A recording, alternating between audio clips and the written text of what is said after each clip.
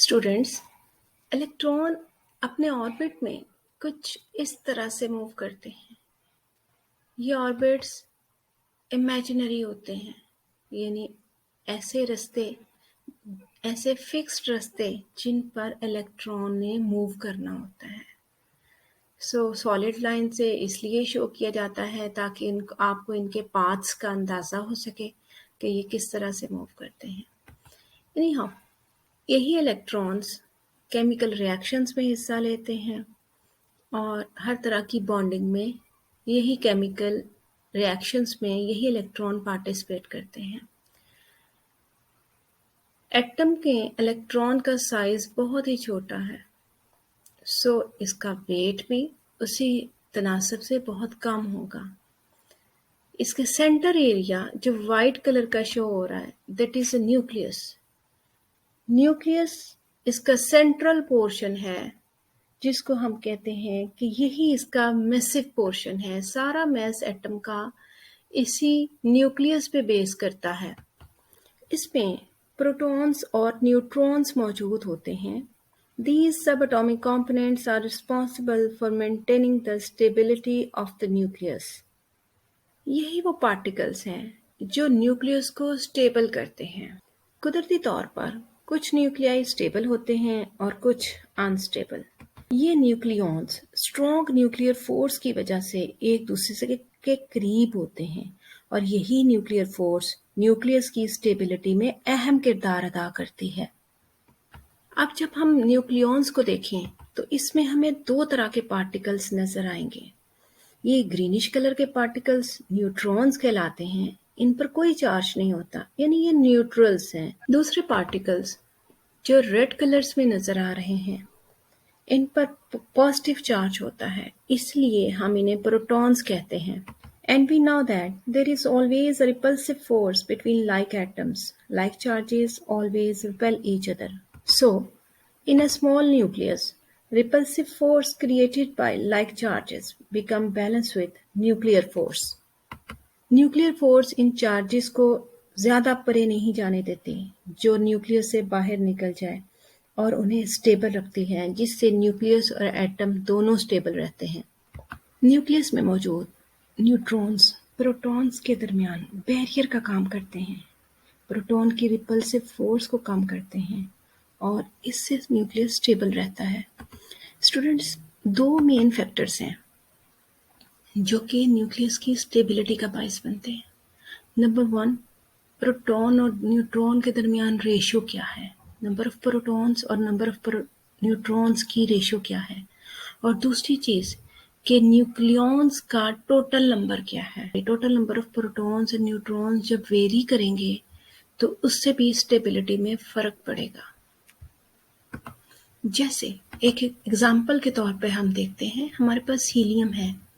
Helium के atom में 2 electrons होते हैं, यानी और इसके न्यूक्लियस में 2 प्रोटॉन्स और 2 न्यूट्रॉन्स ही मौजूद होते हैं। अगर आप इसका एटॉमिक नंबर देखें तो 2 होता है, यानी 2 नंबर जो है वो शो करता है कि इसमें नंबर ऑफ प्रोटॉन्स 2 हैं। 4 इसका वेट है, यानी एटॉमिक मास यूनिट 4 है। 4 शो करता है कि इसमें 2 प्रोटॉन्स हैं और 2 न्यूट्रॉन्स हैं। अब प्रोटॉन्स एंड न्यूट्रॉन्स की रेशियो 2:2 है, तो ये रेशियो बनी 1:1। So it's a stable nuclei. एक और एग्जांपल देखते हैं। मैग्नीशियम में नंबर ऑफ इलेक्ट्रॉन्स 12 हैं, नंबर ऑफ प्रोटॉन्स 12 हैं और नंबर ऑफ न्यूट्रॉन्स भी 12 हैं। सो सेंटर में न्यूक्लियाई में प्रोटॉन्स और न्यूट्रॉन्स की तादाद बराबर है, रेशियो हुई 1:1। So it's a stable element. एक और केस देखते हैं, कैल्शियम। एटॉमिक नंबर है 20 और एटॉमिक नंबर 20 से मुराद ये है कि इसमें 20 नंबर ऑफ प्रोटॉन्स हैं और अमूमन जितने नंबर ऑफ प्रोटॉन्स हों उतने ही नंबर ऑफ इलेक्ट्रॉन्स होते हैं एक नॉर्मल स्टेबल एटम में। इस केस में भी इसके सेंट्रल न्यूक्लियस में 20 प्रोटॉन्स हैं, 20 न्यूट्रॉन्स हैं। यहाँ भी रेशियो हुई न्यूट्रॉन्स एंड प्रोटॉन्स के दरमियान 1:1। So it's also a stable element. यहाँ कैल्शियम तक हमने स्टेबिलिटी को ओके होते हुए देखा है, कि एटम स्टेबल हैं जब एटॉमिक नंबर 20 है। स्टूडेंट्स, पीरियोडिक टेबल में जब आप देखते हैं तो एटॉमिक नंबर 20 तक मोस्टली एलिमेंट स्टेबल हैं, ताहम कुछ एक्सेप्शंस हैं जिसको अभी हम डिस्कस नहीं कर रहे। एक ओवरऑल रेडियो एक्टिविटी के बारे में हम एक अपना कॉन्सेप्ट क्लियर कर रहे हैं जिसमें हमें समझ आ जाए कि रेडियो एक्टिविटी क्या है।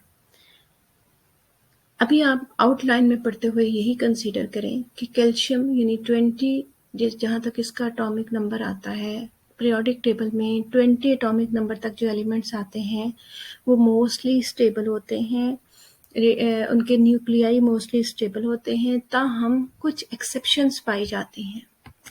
अब हमने इसको देखते हैं ज़रा कि हम इसकी रेशियो जो हमने निकाली है प्रोटॉन न्यूट्रॉन्स की, उसको कैसे कैलकुलेट करते हैं। स्टूडेंट्स, हमारे पास ये एक हाइड्रोजन का एटम है। हाइड्रोजन के एटम में एक प्रोटॉन है और एक ही इलेक्ट्रॉन है, इसमें कोई न्यूट्रॉन नहीं होता। अब हम अगर इसकी रेशियो निकालने चाहें तो हम number of neutrons over number of protons, number of neutrons को हम n से शो करते हैं, नंबर ऑफ प्रोटॉन्स को हम z से शो करते हैं। n by z number of यानी जितने भी एक एटम में न्यूट्रॉन्स हैं उसको आप जितने भी उसमें पाए जाने वाले प्रोटॉन्स हैं उससे डिवाइड कर दें, जो आपके पास नंबर आएगा वो उन दोनों की रेशियो होगी। इस हाइड्रोजन के केस में कोई प्रोटॉन कोई न्यूट्रॉन नहीं है, 0 आ जाएगा ओवर एक नंबर ऑफ प्रोटॉन 1 है तो 1 आ जाएगा, 0 by 1 which is also is equal to 0। So ratio disturb हो गई, 1 रेशियो नहीं आई बल्कि 0 रेशियो हो गई। इसका मतलब हुआ ये एक स्टेबल एटम नहीं, इसकी न्यूक्लियाई स्टेबल नहीं, ये एक अनस्टेबल एटम है। एक और एग्जांपल देखते हैं। हमारे पास है जनाब यूरेनियम। यूरेनियम एक बहुत बड़ा एटम है। यूरेनियम में 92 नंबर ऑफ इलेक्ट्रॉन्स हैं और हैवी किस्म का न्यूक्लियस है। न्यूक्लियस हैवी क्यों हुआ कि इसका मास नंबर है 238.02, यानी बहुत हैवियर एटम है। इसके न्यूक्लियस में 92 प्रोटॉन्स हैं, 92 ही इसके इलेक्ट्रॉन्स हैं, लेकिन नंबर ऑफ न्यूट्रॉन्स 146 हैं। यहाँ हम इस केस में देखते हैं कि प्रोटॉन्स के नंबर से न्यूट्रॉन्स का नंबर बहुत ज़्यादा वेरी कर गया है। Let's see it's ratio, number of neutrons divided by number of protons, 146/92। तो हमारे पास रेशियो आई 1.587, यानी 1 से एकदम बढ़ गई।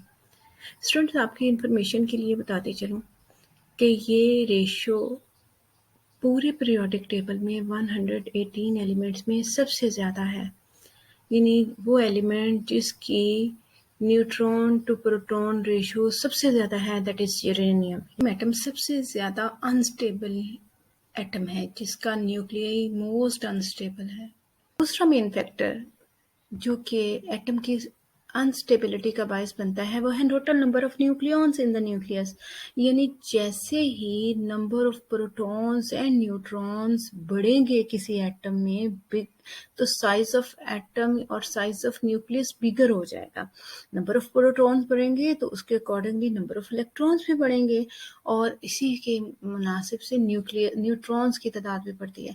तो जब साइज ऑफ एटम, जब ऐसा एटम जिसमें न्यूक्लियॉन ज़्यादा हों, जिसमें सब एटॉमिक पार्टिकल का साइज इंक्रीज हो जाए, तो ऑब्वियसली उस एटम का साइज भी बड़ा हो जाएगा। एक कॉमन सी एग्जांपल है कि जब किसी चीज का एरिया बड़ा हो जाता है तो उसकी हैंडलिंग मुश्किल हो जाती है।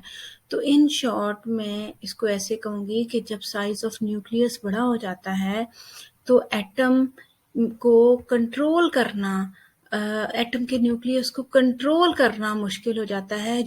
जो न्यूक्लियर फोर्सेस हैं वो उसको कंट्रोल नहीं कर पाती।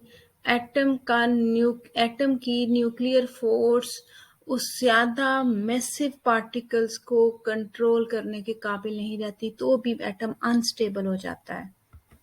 हम दो एटम्स को यहाँ देखते हैं। एक है हमारे पास, फर्स्ट वन इज प्लोनियम। प्लोनियम का एटॉमिक नंबर 84 है और मास नंबर 209 है।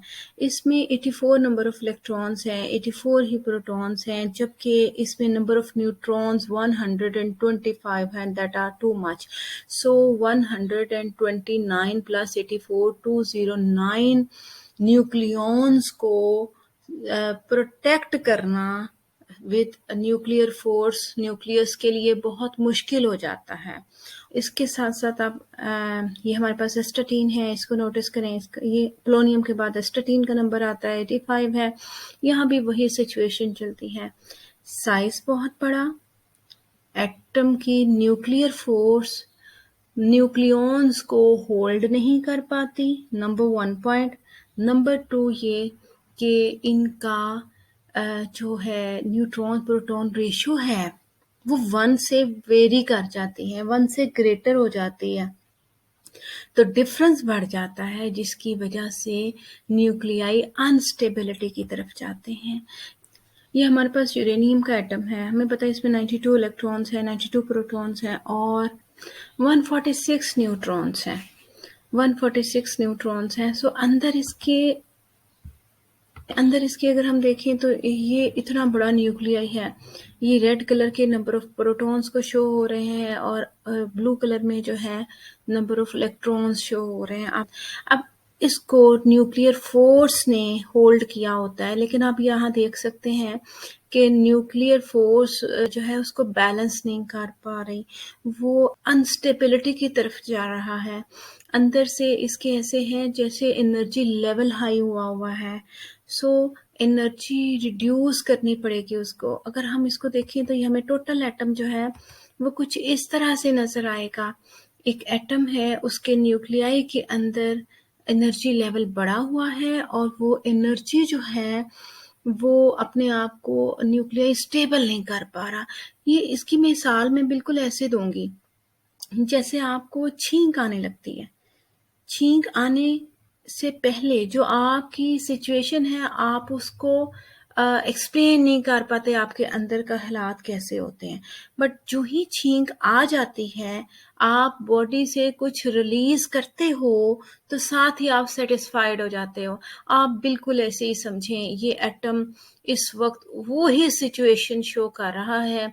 अंदर एनर्जी लेवल ज्यादा है, जब ये अपने आप को नॉर्मल करेगा तो इसमें से कुछ एमिट होगा। वो एमिशन में be in the form of alpha particles, beta particles या फिर गैमा रेज की सूरत में हो सकता है। ये न्यूक्लियाई अपने आप को स्टेबल करने के लिए कुछ चीजों को, पार्टिकल्स को या रेडिएशंस को अपने अंदर से बाहर निकालते हैं। जब बाहर निकाल देते हैं तो अंदर इनके स्टेबिलिटी आ जाती है। स्पॉन्टेनियस फिनोमेना है, ये खुद ब खुद होता है, इसको इंड्यूस्ड नहीं कराना पड़ता, इसको कोई एक्सटर्नल कंडीशन दे के टेम्परेचर या कोई कैटलिस्ट हम इसके रेट को इंक्रीज या डिक्रीज नहीं कर सकते, खुद ब खुद होता है, प्योरली नेचुरल है। जब उसमें अनस्टेबिलिटी होती है तो वो अपनी कुछ चीजें बाहर फेंक देता है, बाहर फेंकने के बाद खुद वो स्टेबल हो जाता है। ठीक है, अब जब ये देख लें कि ये अनस्टेबिलिटी से स्टेबिलिटी की तरफ आ गया, अब ये एटम जो है, एटम का न्यूक्लियस वो स्टेबल हो गया। अच्छा, ये जो ऐसे एलिमेंट हैं जो अपने आप को कुछ न कुछ पार्टिकल्स या रेडिएशन को एमिट करके अपने न्यूक्लियाई से स्टेबल हो जाते हैं, इस फिनोमेना को हम रेडियो एक्टिविटी का नाम देते हैं। Radio activity is the process of spontaneous emission of radiation, यानी शुआओं का खुद ब खुद निकलना, ये स्पॉन्टेनियस एक्शन है। अंदर अनस्टेबिलिटी होते ही पार्टिकल्स एमिट होते हैं, रेडिएशन से एमिट होती हैं और न्यूक्लियस में स्टेबिलिटी आ जाती है। From the unstable nuclei of atom, यानी किसी भी एटम के अनस्टेबल न्यूक्लियाई से खुद ब खुद रेडिएशंस का बाहर निकलना, जिससे वो एटम का न्यूक्लियाई स्टेबल हो जाए, रेडियो एक्टिविटी है। स्टूडेंट्स, अगर आपको ये टॉपिक अच्छे से समझ आया है तो काइंडली मुझे फीडबैक ज़रूर दीजिएगा। Thank you. अल्लाह हाफ़िज़।